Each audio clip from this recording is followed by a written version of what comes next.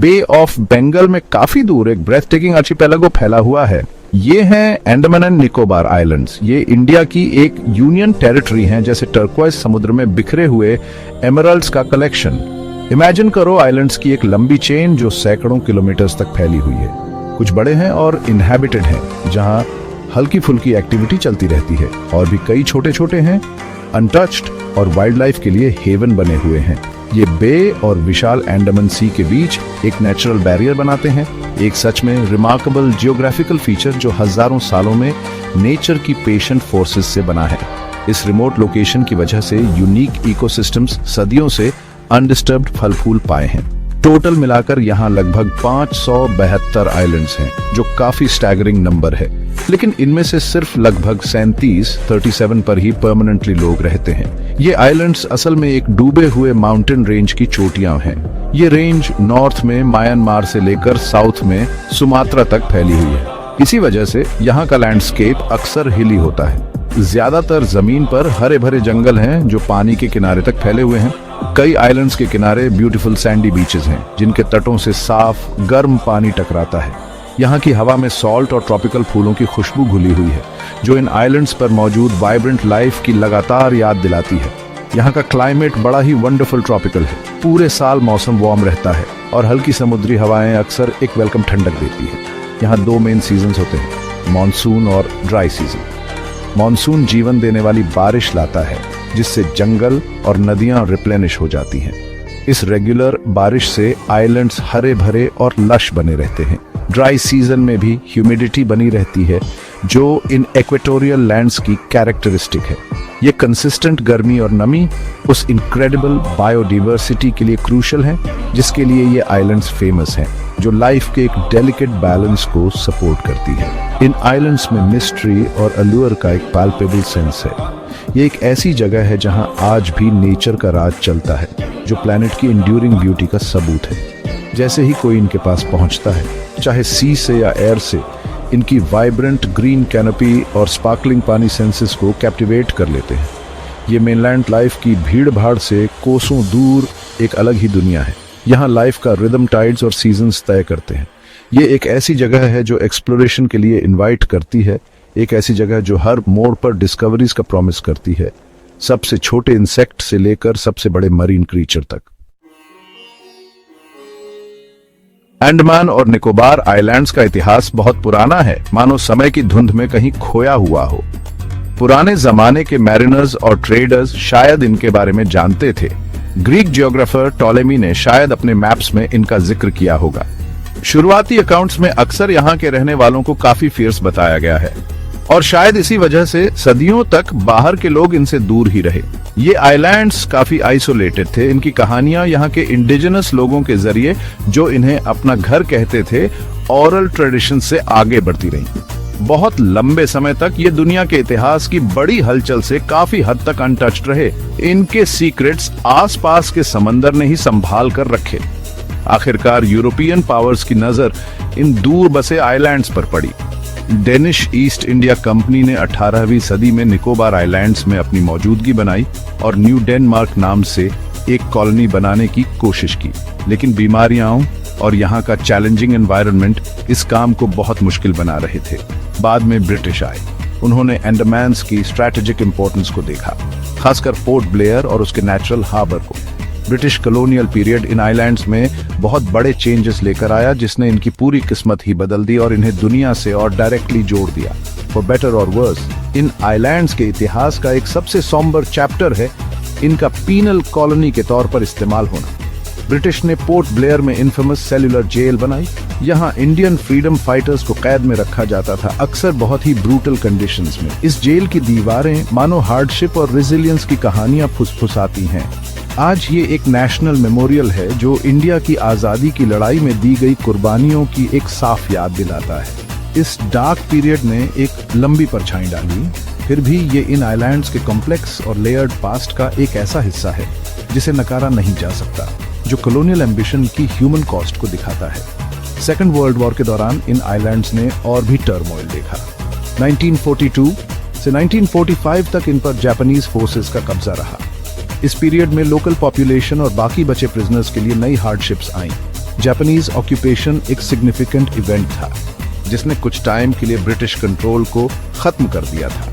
War के बाद जब इंडिया आजादी की तरफ बाएच रहा था तो ये आइलैंड्स फॉर्मली वापस कर दिए गए। 1947 में ये नए आजाद इंडिया का हिस्सा बने और अपने लंबे और फैसिनेटिंग इतिहास में एक नए चैप्टर की शुरुआत की, कॉन्फ्लिक्ट और कॉलोनाइजेशन के जख्मों से धीरे धीरे हील करते हुए। अंडमान एंड निकोबार आइलैंड्स दुनिया की कुछ सबसे पुरानी ह्यूमन सोसाइटीज का घर हैं। कई अलग अलग इंडिजिनस ग्रुप्स यहाँ हजारों सालों से रहते आए हैं। इनमें शामिल हैं ग्रेट अंडमानीज, ओंगे, जारावा और सेंटिनलीज अंडमान ग्रुप में। निकोबार आइलैंड्स में हमें शोम्पेन और निकोबारेस मिलते हैं। इन सभी ग्रुप्स की अपनी यूनिक लैंग्वेज, कल्चर और ट्रेडिशंस हैं। ह्यूमन हेरिटेज की एक रिच टेपेस्ट्री। ये यहाँ के ओरिजिनल निवासी हैं, इन आइलैंड्स के पुराने रक्षक जिनके पास अपने एनवायरनमेंट का इनक्रेडिबल गहरा नॉलेज है। इनमें से कई ट्राइब्स, खासकर जारावा और सेंटिनलीज, ट्रेडिशनली हंटर गैदरर्स की तरह रहते आए हैं। उन्हें जंगलों और समुद्रों की गहरी समझ है। वो जंगली सुअर और मॉनिटर लिजर्ड का शिकार करते हैं और जंगल से फल, जड़ें और शहद जमा करते हैं। समुद्र से वो मछली, कछुए और डुगोंग्स पकड़ते हैं, बोज, एरोज और स्पीयर्स जैसे ट्रेडिशनल तरीकों से। उनका जीने का तरीका हजारों सालों से काफी हद तक वैसा ही रहा है, जो उनके स्किल्स और नेचुरल वर्ल्ड से उनके गहरे कनेक्शन का सबूत है। ये सेल्फ सफिशिएंसी ह्यूमन एडेप्टेशन का एक कमाल है। इन वल्नरेबल कम्युनिटीज को प्रोटेक्ट करना एक सबसे जरूरी बात है। उनके अकेलेपन का मतलब है कि बाहरी दुनिया की आम बीमारियों से उनकी इम्यूनिटी बहुत कम है। बाहरी लोगों से कांटेक्ट के अक्सर उनकी पॉपुलेशन और जीने के तरीके पर भयानक, डेवास्टेटिंग परिणाम हुए हैं। इंडियन गवर्नमेंट ने पॉलिसीज बनाई हैं उनके इलाकों को प्रोटेक्ट करने और कांटेक्ट लिमिट करने के लिए, खासकर सेंटिनलीज जैसे ग्रुप्स के साथ जो लगभग पूरी तरह से आइसोलेटेड रहते हैं और बाहरी दखलंदाजी का विरोध करते आए हैं। ये कदम बहुत जरूरी हैं उनके सर्वाइवल के लिए और इस तेजी से बदलती दुनिया में उनकी यूनिक कल्चरल आइडेंटिटी को बचाने के लिए, ताकि उनके पुराने तौर तरीके खो न जाएं। इन ग्रुप्स के बीच कल्चरल डाइवर्सिटी सच में कमाल की है। जैसे कि ग्रेट अंडमानीज में पहले कई अलग अलग ट्राइब्स थीं, हर एक की अपनी डायलेक्ट थी। आज दुख की बात है कि उनकी संख्या बहुत कम हो गई है, लेकिन उनकी लैंग्वेज और कल्चर को बचाने की कोशिशें जारी है। दूसरी तरफ निकोबारीज सबसे ज्यादा आबादी वाले इंडिजिनस ग्रुप हैं और मेन स्ट्रीम सोसाइटी के साथ ज्यादा घुल मिल गए हैं, फिर भी अपनी कई ट्रेडिशंस को बनाए रखा है, जैसे उनके खास हट बनाने के स्टाइल्स और रंगीन फेस्टिवल्स। कल्चर्स का ये मोज़ेक इन आइलैंड्स को ह्यूमन हिस्ट्री और एडेप्टेशन का एक जीता जागता म्यूजियम बनाता है। अंडमान और निकोबार आइलैंड्स की नेचुरल ब्यूटी तो बस सांस रोक देने वाली है। इन क्रिस्टल क्लियर पानी के नीचे है कोरल रीफ्स की एक जीती जागती दुनिया। ये रीफ्स जिंदगी से भरपूर हैं, रंग बिरंगी मछलियों का एक कलाइडोस्कोप, अनोखे कोरल फॉर्मेशंस और अनगिनत दूसरे समुद्री जीव। एंजल फिश, पैरट फिश और क्लाउन फिश जैसी मछलियां कोरल्स के बीच घूमती रहती हैं। समुद्री कछुए पानी में मजे से तैरते हैं और कभी कभी प्यारी सी डुगोंग या सी काऊ भी समुद्री घास चरती हुई दिख जाती है। ये under water gardens Indian ocean के सबसे साफ सुथरे और डाइवर्स हैं, एक सच्चा खजाना। जमीन पर ये आइलैंड्स घने ट्रॉपिकल रेन फॉरेस्ट से ढके हुए हैं। इन जंगलों में कमाल के पेड़ पौधे और जानवर रहते हैं, जिनमें से कई स्पीशीज तो एंडेमिक हैं, मतलब वो दुनिया में और कहीं नहीं मिलते। अंडमान वुडपेकर और नारकोंडम हॉर्नबिल जैसे अनोखे पक्षी पेड़ों के ऊपर उड़ते फिरते हैं। यहाँ रेप्टाइल्स, एम्फीबियंस और मैमल्स की भी अनोखी स्पीशीज हैं, जैसे कि अंडमान वाइल्ड पिग।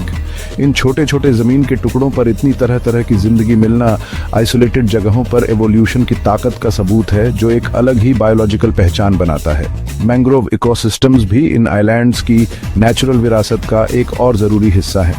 ये कमाल के जंगल खारे पानी में उगते हैं, जहाँ नदियाँ समुंदर से मिलती है। इनकी उलझी हुई जड़ें छोटी मछलियों और क्रस्टेशियंस के लिए बहुत जरूरी घर बनाती हैं।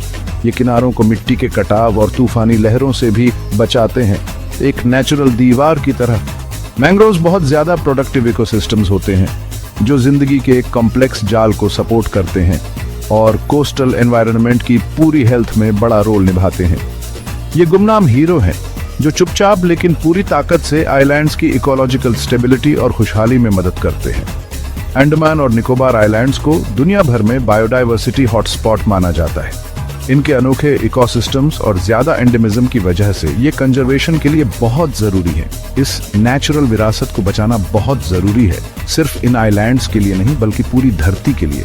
एक टूरिस्ट डेस्टिनेशन के तौर पर ये आइलैंड्स नेचर लवर्स, डाइवर्स और शांति चाहने वालों के लिए बेमिसाल मौके देते हैं। सबसे जरूरी बात यह है कि टूरिज्म सस्टेनेबल हो ताकि आने वाली पीढ़ियां भी इस कमाल के आर्किपेलागो के अजूबों को देख सकें। इनकी इकोलॉजिकल और हिस्टोरिकल अहमियत इन्हें हमारी दुनिया का एक ऐसा हिस्सा बनाती है जिसकी जगह कोई नहीं ले सकता।